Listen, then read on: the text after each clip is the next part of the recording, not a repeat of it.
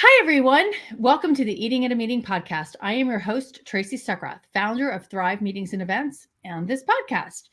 On the show, I talk to experts who are in all facets of food and beverage, from doctors and farmers and chefs to eaters to advocates. Everyone eats. So everyone has a different dietary need and wants. And I just want everybody to understand how we can collaboratively sit down to a table and enjoy a meal together, because breaking bread builds relationships, builds business, and so much more. And this month, May, is Celiac Disease Awareness Month, as well as Food Allergy Awareness Month. But today we're going to focus on celiac disease. And my guest is someone who I have probably been following since I started this work in 2009, 2010. Erica Dermer, and she is a digestive health advocate and content creator under the handles of Celiac and the Beast. And so welcome to the show, Erica. Thank you for having me. You're welcome. I'm so honored to have you on my show. I think the first Fab blog conference, food allergy blogger conference that I heard you speak, you were talking about how to do your social media for people who were in, like you and I, with dietary needs, and get our messaging out and how to do it the right way, etc.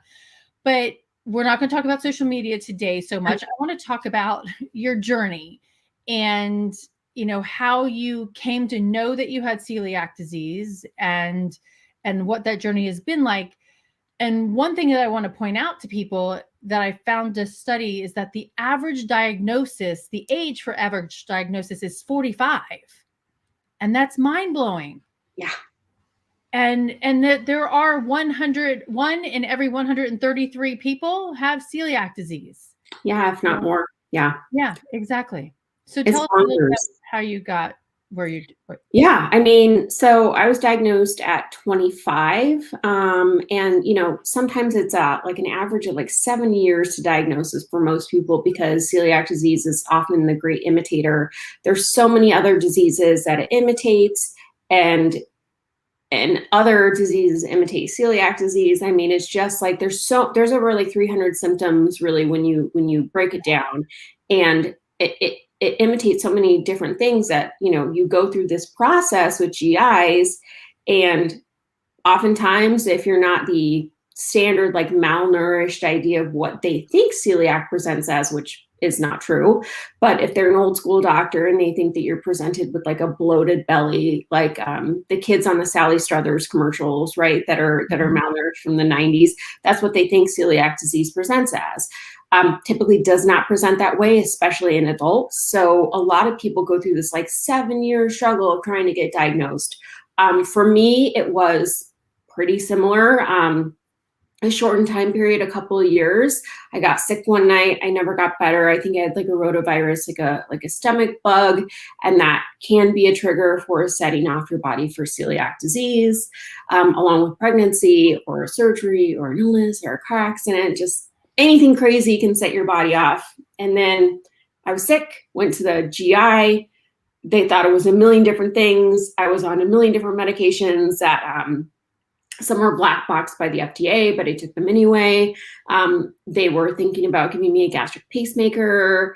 I had a million different scans of different images inside my body, a million different tests, poked and prodded. And then it turns out all I had to go to was Mayo Clinic for a physician that actually knew signs of celiac disease and how to properly test for it. And bingo, diagnosis, better.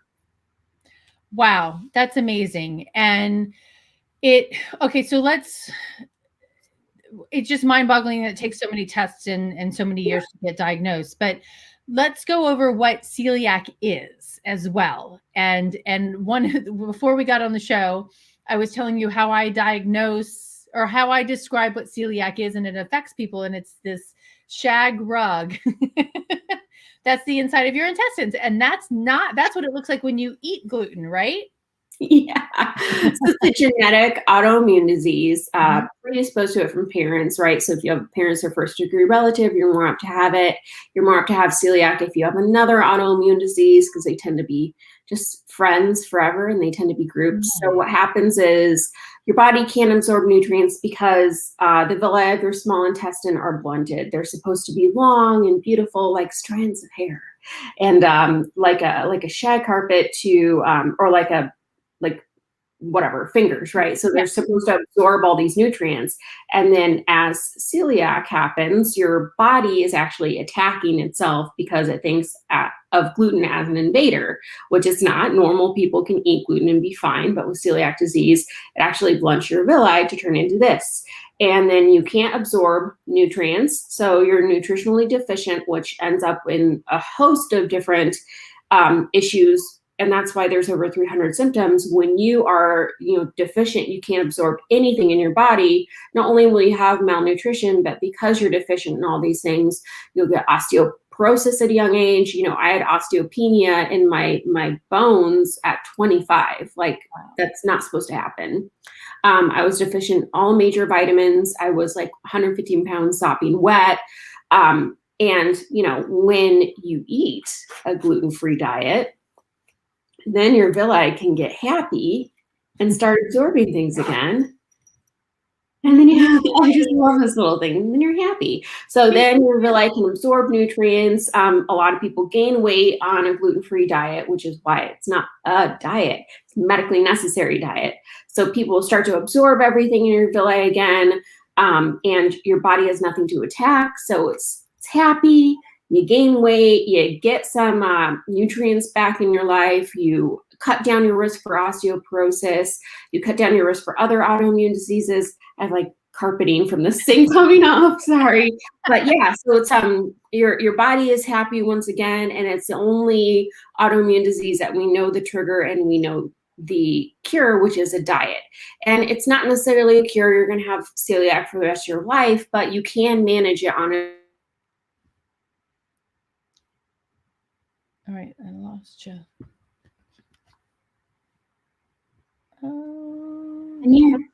Okay, there you are. Okay, hi. Yeah. Hi. So you can manage it on a diet, a gluten-free diet. Absolutely. So a strict gluten-free diet, which is what we like to say, because a gluten-free diet where you're just kind of eating out of shared fryers and not really paying attention to the oats that you consume, that's how you can get into trouble. So it's really important for you to be on a strict celiac safe diet. And, there are a very small percentage of celiacs who do not heal on a gluten-free diet. That's called refractory celiac. And that is treated hopefully in the future with pharmaceutical interventions that we'll have soon. Okay. That's interesting. They're working really hard to find, medicine for peanut allergies and things like that, or just allergies in general. So it's good that they're also working for, help with celiac disease. Absolutely. Yeah. Because it is a struggle. And what you have on your website is you're a gluten-free girl living in a world of wheat. Mm-hmm. And, a couple of years ago, I went on a road trip with my niece and she bought us Twizzlers. And I'm like, Elle, and she was on a gluten-free diet at the time because of sports and all of this other stuff, and it was impacting her. But I'm like, we can't eat Twizzlers. She's like, why not? Yeah. I'm like, because there's wheat in Twizzlers. And she's like, what? Yeah. Yeah. So it's hidden in a lot of different products. And that's, sesame just came out listed as one of the top 9 allergens, so it will be required. But gluten doesn't fall under the Food Allergy Labeling and Consumer Protection Act. It falls under its own regulations. Yeah, so it makes it extra hard for us to read products. Mm-hmm. So if you have a strict wheat allergy, it's different on how you interpret the labels because of that FALCA Act. Mm-hmm. You would see wheat labeled, but they don't necessarily have to label barley or rye. Mm-hmm. So the biggest thing is barley malt is hidden in a lot of products because it's delicious. It adds flavoring. That's why we can't have Rice Krispie treats. So it's not necessarily safe just because it's wheat-free, which makes a difference. Right, exactly. And so gluten-free is no wheat, rye, or barley. Right, or contaminated oats, because oats is one of the major things along with lentils, but that's a whole other issue. Oh, wow. In I hadn't heard in the that. processing of oats, it's often commingled with other grains, meaning if you eat just regular Quaker oats out of the box, you're more likely getting like hundreds of parts per million versus 20 parts per million, which is safe for celiac. Okay, so 20 parts per million, which is like a crumb. Yeah. Yeah. So that little bout can actually wreak havoc on your small intestine. It can cause symptoms. We don't necessarily know if it can cause damage to the villi just once. So like if you get gluten once, a lot of people are in like this massive panic saying like, oh my God, like what's going to happen to me? But like it's for the most part, if you get contaminated, it sucks. You're going to get symptoms, but it's not a long-term damage versus if you're eating more than 20 parts per million on a regular basis. Okay. That's when things start to get kind of sketchy. Okay, that makes sense. "Quote, unquote, cheating," which is not a good thing to do on a No, regular we don't basis. like that. Yeah, no. Exactly. Like, and if you get cross-contaminated, like it happens, but when people purposely ingest gluten, especially like, oh, I'm just gonna have pizza, like that's not okay. You know, like some people have to travel and they go out to restaurants that they think are safe. Sometimes they get contaminated, like it happens to all of us, but purposely going out there and having like a slice of pizza, not good. Yeah. I went to a restaurant for Mother's Day, and it's the only starter that was gluten-free were the fries. And I'm like, okay, really, they're gluten-free? And she's like, yeah. And she went and checked, and she's like, because it's Mother's Day and we're busy, we can't do those today. And I was assuming that they were going to use double fryers, Yeah. to get everything out. And I'm like, which was very disappointing because everybody else is having a starter and I couldn't have a starter. But, it is what it is. You want a bland salad? Right, exactly. Cool. Yeah.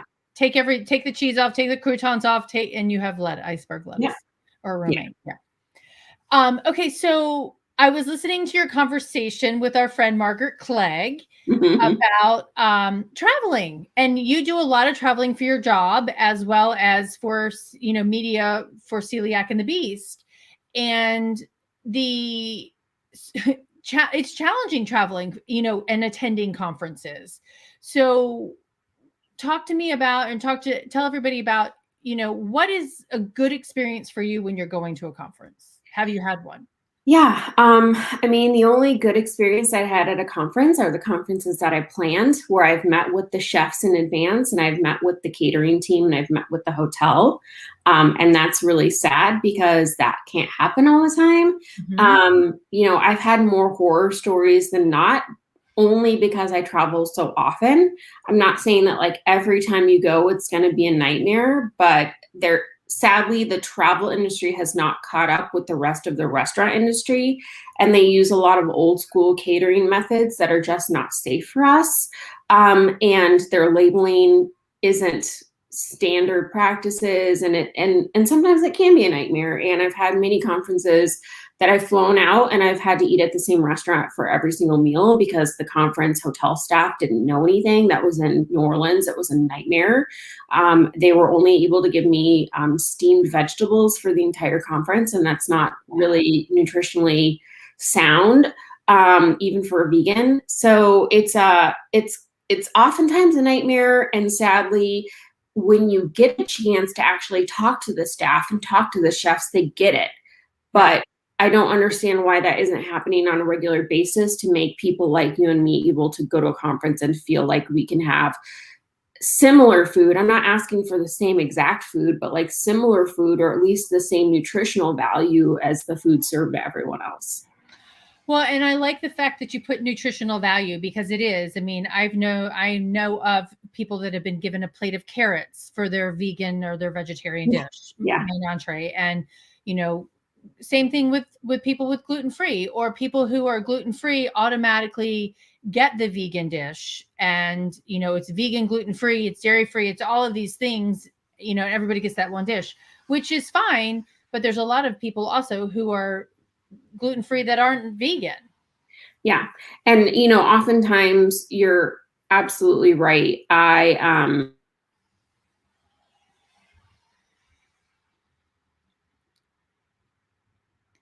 Okay, so Back. You're back. Okay. One event that I went to, I had a plate full of lettuce and no safe dressing. So I had sriracha, and it was iceberg lettuce, tomato, and sriracha. And I'm like, I feel like this is not a great plate of food.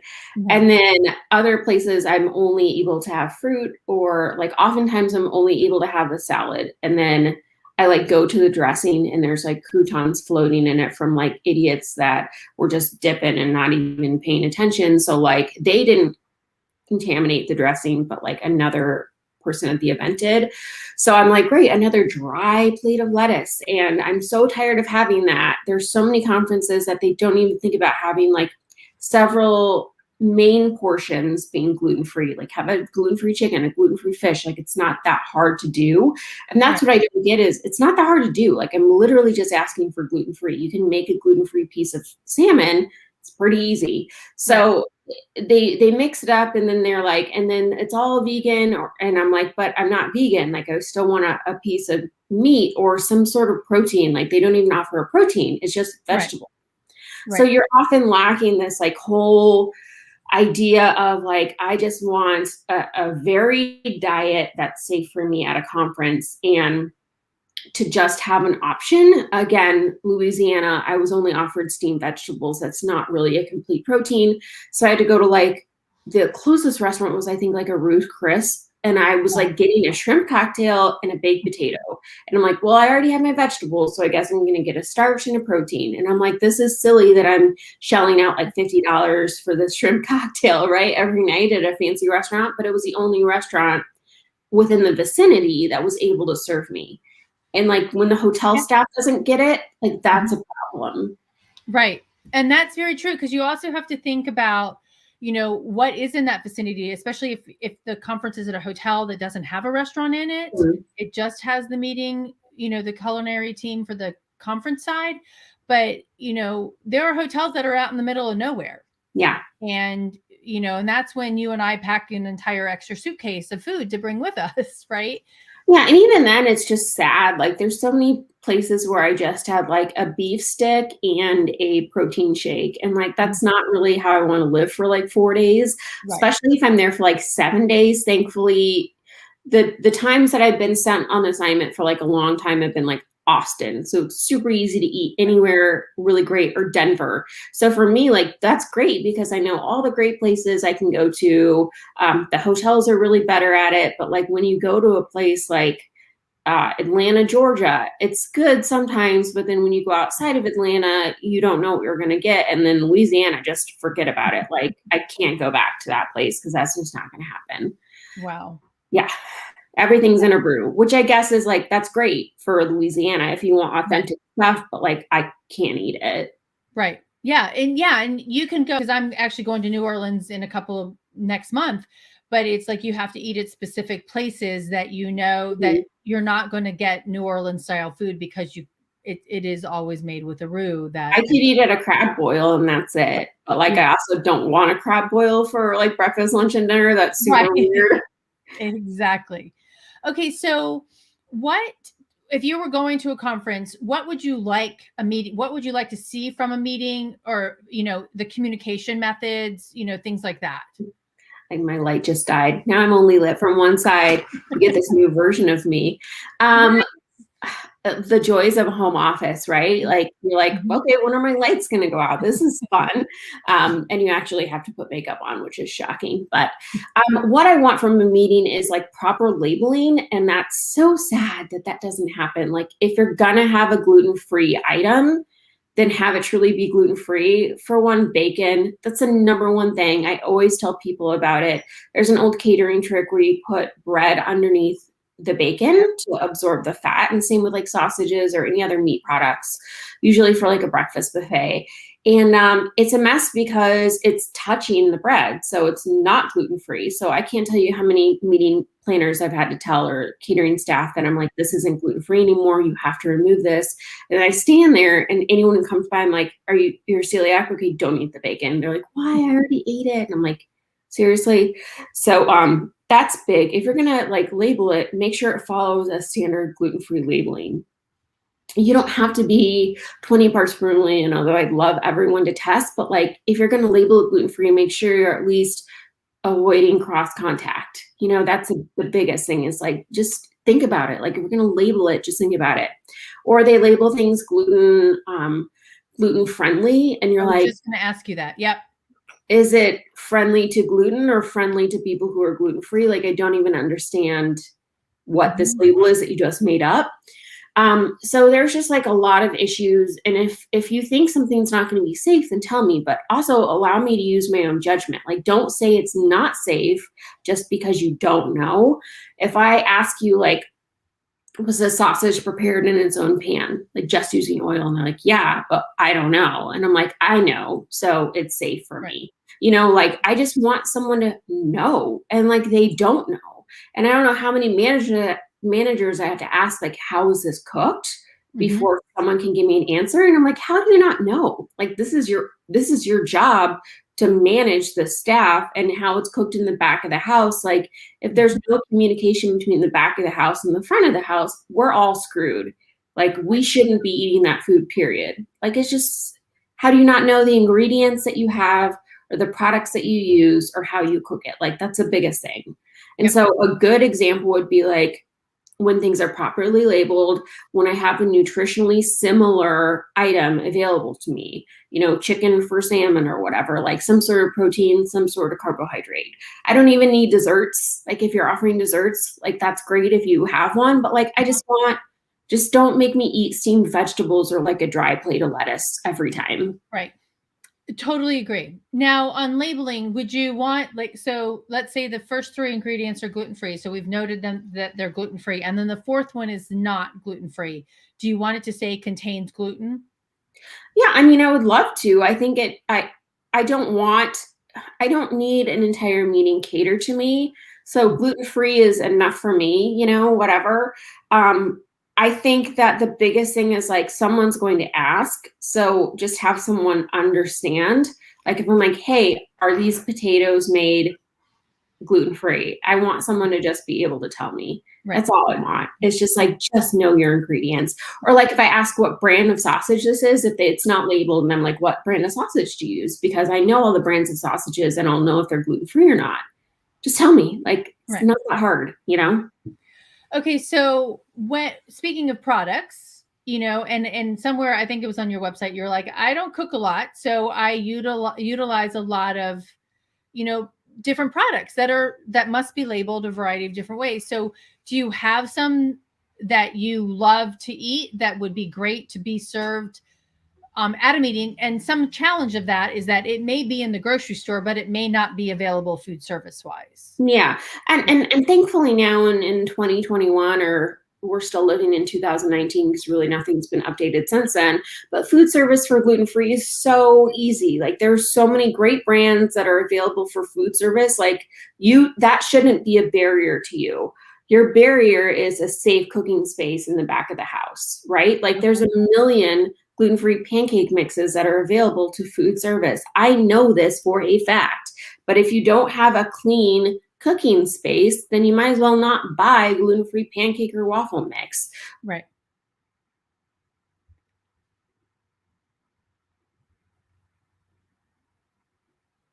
Okay, so yeah, it's not about the product. It's actually about using like a dedicated space for that. That's such a good point, because with a hotel, you've got a lot of space, or if you would, for the most part, big hotels have lots of spaces. They probably have multiple kitchens. So have a dedicated space, have a dedicated waffle maker, have a dedicated griddle, to do those things. Yeah, if Disney can do it, you can do it. I promise. Right. It's not that hard to have a dedicated waffle maker. Right, exactly. And who cares if that waffle maker is on another side, because you also don't want that waffle maker to be right next to the one that's not the gluten-free waffle maker, right? Yeah. I mean, it's so easy just to have a dedicated space. I know that people can do that because I've seen it at hotels. So, and they're not like the Ritz-Carlton, like they're not major hotel brands, like a normal hotel. I'm not asking for gluten-free food to be available at the morning buffet at like Holiday Inn or whatever, like a 2 to 3 star, like that's fine. You've got to really mitigate costs and returns on the profit. Like, that's great that you have fruit and vegetables for me in the morning. But like, if you're a meeting space at a hotel that has a bunch of conferences or meetings, like you should have that opportunity, and you have that in the back of the house. I know that you can. Right. Yep, exactly. Now, what tips do you have for individuals who have celiac disease about going to conferences? Yeah, I mean, the biggest thing is you can call in advance and talk to a manager or like a back of the house or a front of the house person, just to see like what are their methods to contain cross contact. If it's a larger chain like Hyatt, or Marriott, like I trust that they've gone through some sort of training for mitigating allergies. So I typically don't call unless I'm going to be there for a while and unless I don't know the area and I'm going to be stuck at the hotel.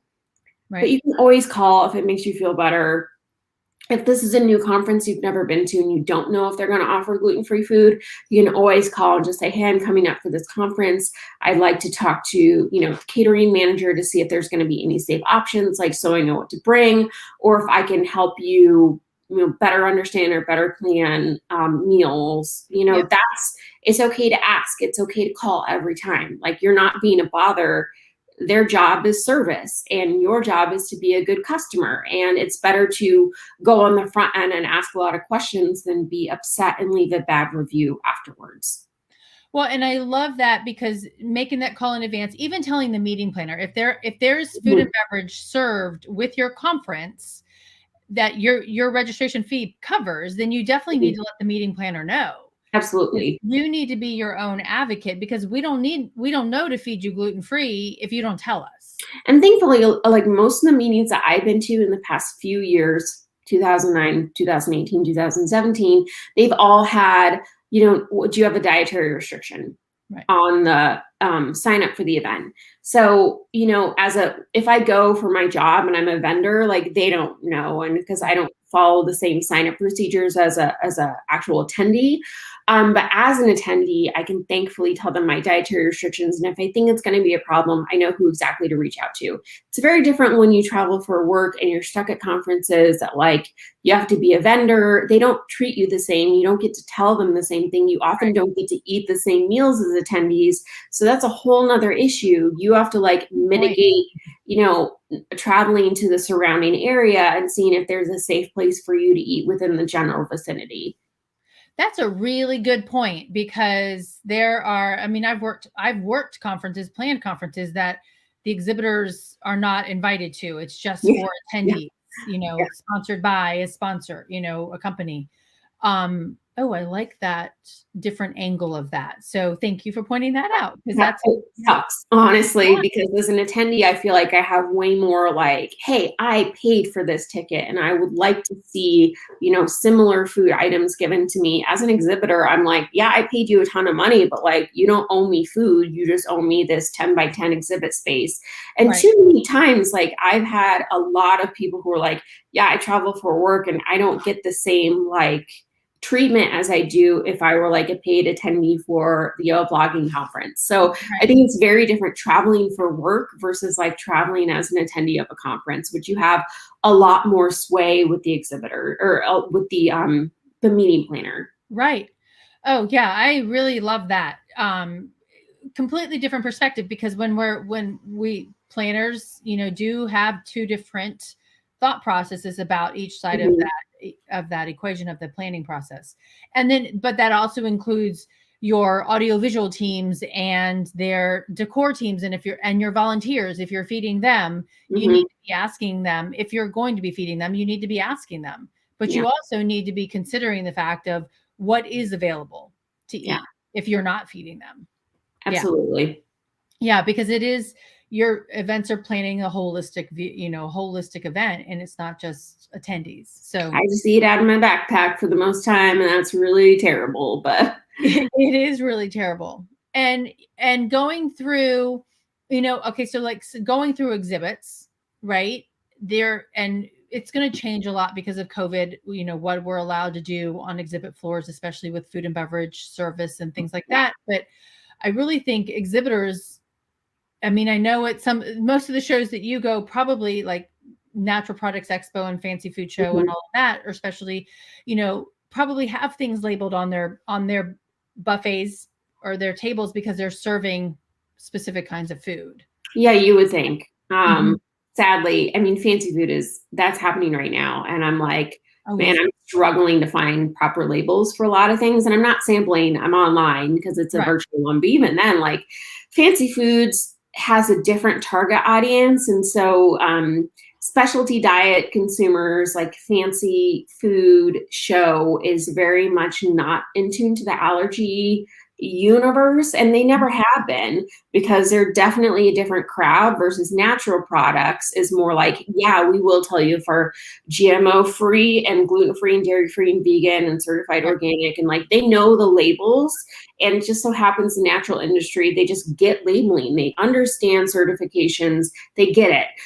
So I feel way more comfortable going there versus another event with food where they just, that's not their thing, you know. And it's really hard to talk to anyone at fancy food, especially if there's like a language barrier, to see if there's anything that's safe. So for the most part, I don't eat on the show floor there. At Natural Products Expo, I do. And who knows, in Philadelphia this fall, if I'm going to even be able to sample on the show floor. But if I do, it's going to be from brands that I've already eaten before. So Yeah, exactly. Because it's well, and then all of the labeling, it gets a little bit overwhelming when you see all these different icons on packaging and, you know, different labeling things. And, you know, the only place that they actually need to be quote unquote honest is on the white nutritional box, right on the back. yeah. So they could put stuff on the front. Let's go back to the 20. Go ahead. Yeah, it's hard. There's a lot of FPOs, like for placement only. So Yeah. a lot of them, they don't have the finalized ingredients. And so I'm like, oh, I guess just call me when you get the finalized ingredients, because I'm not going to eat this until I know what's actually in it. Yeah. Is there ever, you know, because spices don't have to be labeled because they're so small. I mean, I'm sure that there's gluten probably in some of those spices. Yeah, for the most part, they're found in spice blends. Right. Honestly, the amount of spice that you're eating, it's just like, I know a lot of people don't want to hear this, but it's just like prescription medication. The small, minute amount that could be in spices would be so tiny compared to what you're using it for, right? So you're going to do a sprinkle of salt, sprinkle or whatever. You're not dumping in like a pound of spice into something. So the amount that would possibly in there would be so tiny, just like a small pill that would use like wheat starch instead of pre-gelatinized rice starch or potato starch or whatever. Like, yeah, it's nice that there have Gluten and Medication Act, don't get me wrong, but we've all talked about it from a science perspective. Like, you'd have to eat so much of that to actually get that 20 parts per million, because you use so little. So spices are actually not really ever on my radar. And for the most part, if I'm going to eat something that has spices in it, it's probably going to be labeled gluten-free anyway. Like if it is an international product, I'm always sketchy just because I don't know what their testing is, you know, unless they're from Ireland or the UK that maybe has strict things, or Australia that has a stricter gluten-free rule than us. But yeah, for the most part, spices aren't necessarily on my radar. It's like when it has starch without being labeled and it's not labeled gluten-free, or it's from a company that I don't know, that's when I'm like, I'm going to investigate a little more. But for the most part, that doesn't like hold me up as much as some other things. Okay, so talk about starch. Explain to people why starch is an issue. It's annoying. So in the most part, starch in the US, if it's not labeled, is going to be like a cornstarch or potato starch. Because wheat is a top allergen and most brands don't want to deal with top allergens. Right. You're not going to see a barley starch or a rye starch. So for starch, it's only wheat. And there is something called gluten-free Codex approved wheat starch, and that's celiac safe. So that's a whole nother rabbit hole to get into. Wow. But for the most part, if you see a starch on an item and it's, you know, labeled gluten-free, it's going to be potato starch or cornstarch, because corn is subsidized, potatoes are everywhere, it's cheap. You know, starch is a filler. So they're not going to want to introduce an allergen. So for the most part, they're going to use whatever's cheap, which is usually corn. Okay. All right. Awesome. Okay. So I'm just going through my notes that I wrote over there. To ask you, I think we've covered a lot. in what that means and how to go to a conference. And I think it's just really important for you want to sit down at a meal and you want to enjoy that meal with me and Caroline and all of our friends, whether it's food allergy bloggers conference or whatever it is. Because I mean, I'm sure there's numerous times that you felt excluded from that meal. Oh, all the time. Yeah. All the time. Yeah, and it's unfortunate because you're supposed to use these like lunches for bonding, and I'm like, I can't really bond when you're eating and I'm not, or I'm eating out of like a bag that I brought with me. Like that's not the same thing, and it's really hard. And like oftentimes we'll find each other. I'm like, ooh, that person's gluten-free. I'm gonna go sit with them so it's not so awkward. Like if you're new to a conference and you don't know anybody, or like you're a vendor, I'm like, I'm just gonna sit in my booth and eat by myself. So it takes all like the bonding experience that is eating together and like having shared experiences. Like that's a big part of what meals are. Mm-hmm. And it very much excludes people that can't have a similar thing to eat, or they're eating nothing and they're just sitting around drinking water and you're like, who's that weirdo? So it takes away a lot of like the bonding process that meals bring together. Yeah, so true. Now, oh, that reminded me of something that you said. It is the psychological effects, and I think it was on Gastro Girl podcast. You were talking about, it's not just the food that you have to eat without, right? It's also an emotional and psychological struggle. So yeah, the psychosocial issues of like eating differently than other people are a struggle for a lot of people because you're at a heightened anxiety level because you're worried about everything that you're eating. So you can't have that normal like relaxing time to go together. And then if you're not eating the same thing, you automatically feel like someone's judging you or they think that you're different. And nobody wants to be different. We all want to fit in, and you're automatically making yourself different. So there's so many issues that you have to deal with. And that's why it's like, talk to a nutritionist, talk to a therapist. Like there's a lot of things that go along with the diagnosis of eating different instead of just like the meals. There's so many more aspects to it. And if you don't have a friend and you already feel bad about what you're eating, it's going to be isolating. And like nobody wants that. Nobody wants to be the kid eating alone in the bathroom stall at lunch in junior high. And like, that's what a lot of us feel like as grown adults. And that's not how it should be. We should be able to enjoy meals together, or at least have less anxiety than every bite is like, it shouldn't be anxiety driven. It should be like, hey, we're coming together as a meal and these are my people and I want to experience the joy and beauty of eating together, and we're missing out on it. Yeah.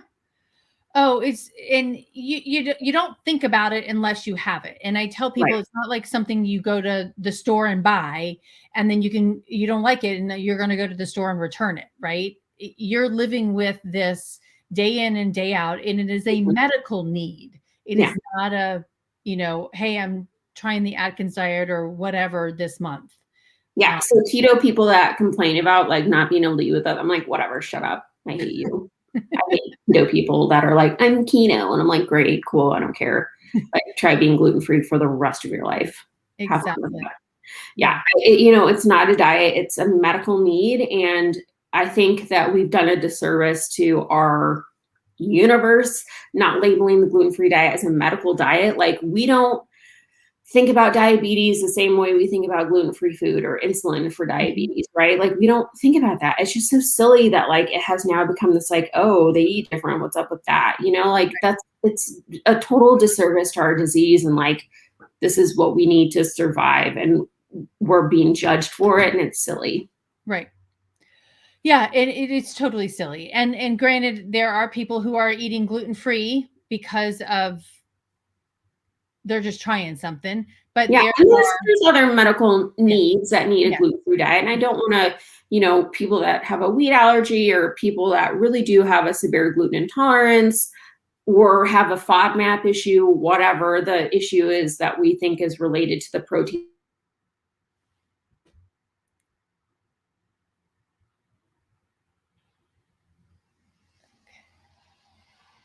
No. But don't minimize our diet Right. and it's not, don't use it as a fad diet. Like, it's a medically necessary diet for those that need it. Oh, that's the where to end it on, because I think that's the most important part, is like, it is a medical need. It's our prescription drug. Like, you wouldn't judge me for going to a pharmacy for Xanax. In fact, you'd probably applaud me for doing that. You're like, calm down. But you wouldn't judge me for any other prescription that I need. So why are we doing this with our medically necessary diet? Oh, it is a prescription. It's a diet prescription that otherwise you're going to harm yourself. Yeah, literally in like the UK, it is a prescription diet. And you are like given prescription foods. You can shop for food at the pharmacy. And like, maybe that's what we should have done. Like, because it's not the same way here. And food manufacturers, meeting planners, other people, they don't treat it as such, and it should be. Well, and that reminds me of listening to Alice Best. It may have been at Natural Products, where she said she spoke at a gastroenterologist conference, and then she went to the airport to leave, and she was trying to order something from a fast food joint. I think it was Mexican. And the lady, she was just struggling with having that conversation. And the woman behind her ordering, she's like, oh my God. She's like, I just sat through your session, and I'm a gastroenterologist, and I diagnosed my patients with, hey, here's celiac. You've got celiac. Go on and live your life. But I've never witnessed them experiencing that like I just witnessed you trying to order something. Yeah. And it changed that doctor's perspective on what she does. And that's the thing, is like, you get diagnosed with celiac and they're like, go have a nice life, figure it out on your own. Yeah. And that's why the work that I'm doing with like AGA is so important, to really put like the psychosocial aspects of diagnosing a patient with a disease. It's more than what you give them at the end of the appointment. Like, they have to go on living their life with this. And a lot of physicians don't understand that. So that's my current kind of quest in life, is to be that person that says like, hey, there's so much more than a diagnosis that you have to understand from your patient that comes in. You label them as crazy when really we're high anxiety because you've given us a change of life versus just a diagnosis. Right. Yeah. And exactly. And the diagnosis and the change of life is this new diet. Yeah, exactly. Which you have to upend your whole world. And that's where like Emily Brown with the Food Equality Initiative, who was on using WIC and was going to the food banks and couldn't get anything for her girls who have food allergies. And so she started her own, because I think it's on WIC. It says you can only purchase whole wheat products. Yeah, I mean, it's insane. A lot of, especially with the pandemic, like a lot of people had to change their life, and some people couldn't necessarily afford the food that they were getting before. And for them, they had to go to the food bank for the first time. So I got a lot of messages from people that are like, good luck, because I went to the food bank and I couldn't get anything. And I'm like, yeah, it's hard. Like, it's really difficult, because that's a whole nother issue. And Emily is such a great person. And I got a chance to tour her facility, and it's just really beautiful what she's doing. And I wish that more people understood that whole aspect of food insecurity. It's a lot more than, what a lot of us thankfully have to deal with. And it's a lot. So I'm glad that Emily is there kind of fighting the good fight for everyone. Oh my gosh, she's a dream. And everybody, I will put the link to her interview that I actually think I interviewed her twice. I'll put the links in the show notes for this. So Erica, thank you so much for spending time with us today. I really appreciate it. Thanks, Tracy. For everyone, Erica Dermer, Celiac and the Beast. She is a award-winning author. She is a digestive advocate, and just wants us all to be able to eat safely, especially with celiac disease. So this will get posted next week on the podcast, and you can pick it up on all podcast platforms. But thank you for listening to the Eating at a Meeting podcast. And until next time, stay safe and eat well. Thank you. Thanks, Erica. Oh, you know what? Yep. I'll ask you later.